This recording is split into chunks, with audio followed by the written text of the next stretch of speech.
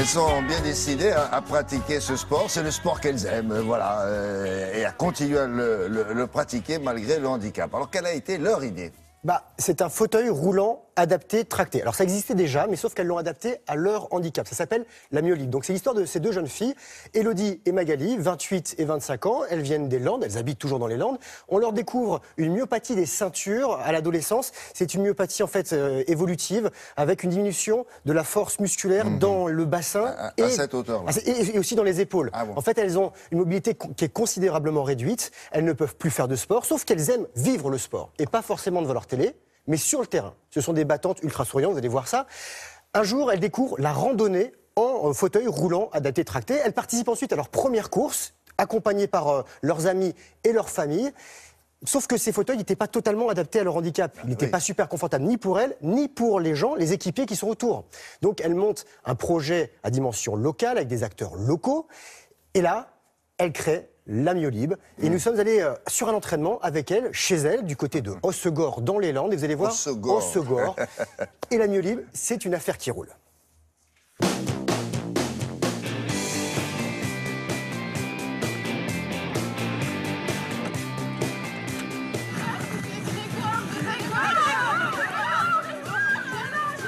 Pourquoi faire? Viens courir avec nous. C'est quoi ton engin?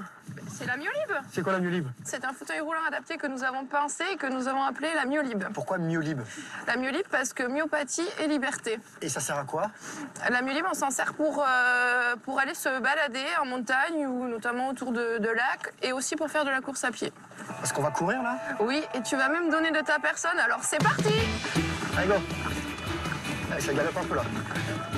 La myolibre, on l'a avant tout construite pour les personnes en situation de handicap qui ont une myopathie. L'avantage de la myolibre, c'est qu'elle est adaptable à tout type de handicap. Magali et moi sommes atteints d'une myopathie des ceintures. C'est une maladie qui touche nos muscles des cuisses, du bassin et également des bras. Nous ne pouvons pas faire de sport. Nous arrivons encore à marcher. Étant donné que ça évolue, nous ne savons pas si concrètement nous pourrions encore marcher dans 5 ans, 10 ans, 15 ans. C'est quelque chose qu'on ne sait pas et qui est différent chez chacune des personnes atteintes de cette myopathie. Dans les courses, on essaye de courir à peu près entre 11 et 12 km. Quand même, ça va vite. On essaye de tourner tous les 1 km, voire les 2 km, pour essayer de ne pas avoir la même position et de ne pas se fatiguer sur un même poste. On passe aussi à droite? Allez, d'un cran. Si tu restes au milieu. Ouais. Tu te sens comment là-dedans? Moi, je me sens super bien. Regarde, c'est un peu comme un carrosse de princesse. Tu veux pas nous encourager un peu plus là? C'est parti. Ok, on accélère.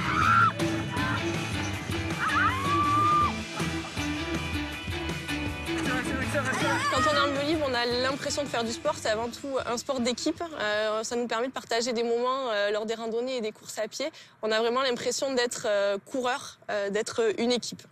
Là, on a changé de machine, on est passé à une myolibre à une roue. Donc, clairement, elle peut passer partout, que ce soit en randonnée, dans des chemins escarpés comme cela. Tu as 2 missions.